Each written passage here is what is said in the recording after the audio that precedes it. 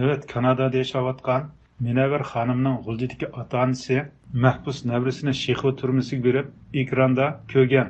Münevver Hanımның bu vaqtdagi yozma inkosida bayon qilinishicha, oylarcha kutib va uzun musofani besib amaliyalashgan bu ko'rishish aran 3 minutcha davom qilgan. Navbatda Turkiyada yaşayotgan bir muhojirning yana radiomizga inkos qilishicha, uning Konisha mush turmasidagi singlisi bilan ekranda ko'rishgan ota-onasi o'z oila ahvoli va malikoyi haqida yolg'on so'zlashga majbur bo'lgan. Ular o'zlariga oyda 400 yuandan berilayotgan to'van kapolat pulni mahbusga 1200 yuan deyishga ko'ndirilgan. Mahallada hamma oilalarning baxt saodat ichida yashayotganligini ma'lum qilgan. Mahbus oila taobatlarining mahbuslarga yolg'on gap qilishga majburlanishi o'tgan hafta ijtimoiy taratqulardan duyinda tarqalgan bir sinf uchurdimi oshkorlandi.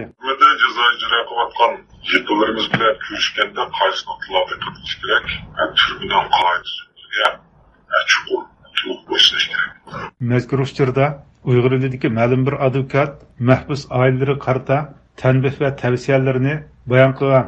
Jazo ijro qiluvchilar ular sirtning nurg'un ishlarini yurgizib keldi. Bir qism oila tavobatlar turmedagi jazo ijro qilgan yaqinlar bilan ko'rishga borganda yig'lab ko'rishdigan. Bu bayonlar arasida mahbus oila taobatlarining mahbusni yo'qlab borganda yig'lamaslikni nuqtaliq tavsiya qilgan. Gerçi bu advokat bayonlarida mahbusning ro'yi kayfiyatini yaxshilashni ko'zda tutgandek qismi, ammo gaplar arasida Kompartiyaning mazkur oilaga qilayotgan yaxshiliklarini yetkazishni alohida tavsiya qilish orqali Xitoy hujjatlarida oshkor o'tirib qo'yilayotgan mahbuslarni ro'y jihatdan bo'ysundirish chaqir qilgan oilalarni hamkorlashishga undagan. Hukumatdan oilaning qiyinchiligini qilib, oilalarning turmush kafolatligini yetkazish tishaqlar jazo ijro qiluvchining jamiyatga bo'lgan minnatdorligini to'zlash, jazo ijro qilishda aktiv bo'lishni qo'lga keltirib, ro'y jihatdan ilhom berishdi. Telefonimizni qabul qilgan Konishaning buloq suvi va mush saqchiqonlari mahbus oilalarining mahbuslarga yolg'on so'zlashga majburlanayotganligi haqida ma'lumot bermadi. Ama çipa izlik partikom ya hükümetin işxanlardan birisinin işxanına telefonuna bering. Hazırdan namuş ya çıkpan yetiştirişligen de sözünce yengiriyordu. Ha şunda mı? Hazır işxanlarda tilini yok. Hazır işxan tilini yok. Hazır bu mahbus aile taobatlarını mahbuslar bilan ekranda ko'rsatilyapsizlar, shundaqmi? Ha. Bu ular nimalarni deyish kerak va nimalarga diqqat qilish kerak ko'rishgan chog'da sizlar hozir uytayotganinglar nima shu to'g'risida talab qilayotganinglar nima? Qanday? Mana qabulman shu telefonning nomerini qasin bilishim bilan qilib so'rashga ma'qul. Shundami? Ha, mana bizga mana bunda huquq berilmadi dedim. Shunday. Ha, bo'ldimi bo'lsa? O'zi Qashqarda ma'lum bir saqchixonda yordam saqchi bo'lib vazifada o'tgan bir xodim Urumchi o'smirlar turmusida jazo o'tayotgan qizini o'zi saqchi o'rinda ishlayotganlik uchun oyda 2 qatim ko'rishga muvaffaq bo'lgan. Ammo umuman har qatimliq ko'rishda 1-2 soat o'chira saqlagandan keyin ba'zida 1 minut, ba'zida 2 minut so'zlashagan. Bu hamda bu saqchi oila taobat bo'lib suhbatinglar bilan, shu farzandinglar bilan qanchalik vaqt bir ko'rishalayotgansizlar? Shu oyda 2 qatim ko'rishyapti. Ko'rishgan chog'da shu har qatimliqqa qancha 1 minut davom qilyapti, 2 minutmi yoki 3 minutmi? Shu 1 minut, 2 minut atrofida.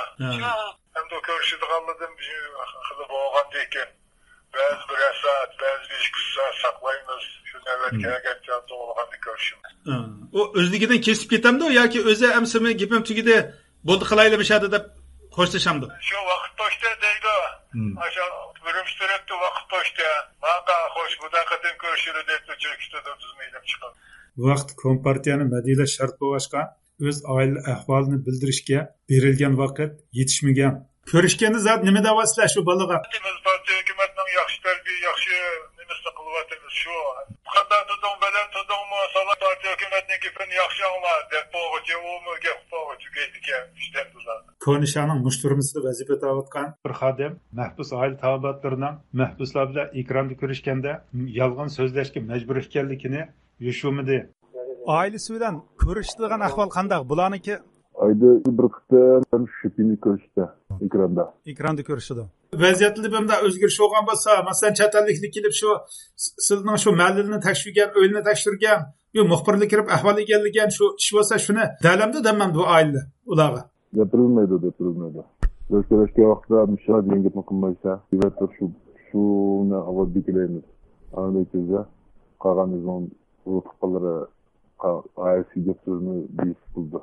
Bu mahbuslarımda şu aile tabiatları davatkan gapning uyutilgan gaplar ekanligini bilamdi, bilmamdi. Ya bilmeydi. Köpünçüler bilmeydi.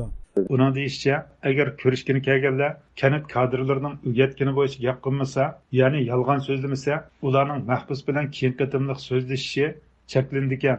Bo'ysunmasan, biz deganni demasan qanday qilamiz deysizlar? Qanday jazo bor deysizlar? Bu da köreştirmeyemiz dep koyun. Köreştirmeyemiz anda dep koysan dep şudu. Xitoyning oshkoralanib qolgan maxfiy hujjatlarda eng diqqat tortgan mazmunlardan biri rayonning sobiq partikom sekretari Chin Chuango'ning Uyg'urlarni idora qilish haqidagi 4 ni uzib tashlash buyruq edi. Bulardan ikkisi yildizni uzib tashlash va ijtimoiy aloqasini uzib tashlash bo'lib, keyingisida Uyg'urlarning o'zaro aloqasining shalonglashtirilishi va o'z jamiyatining masalalaridan xabarsiz qoldirilishi tavsiya qilingan edi. Muajiratga Uyg'ur kuzatuvchilar mahbus oila tabiatlarining mahbuslarga yolg'on so'zlashga majburlanishini ana shu jamiyat bilan aloqasini uzib o'tish tadbirining bir ijrosi deb qarashmoqda.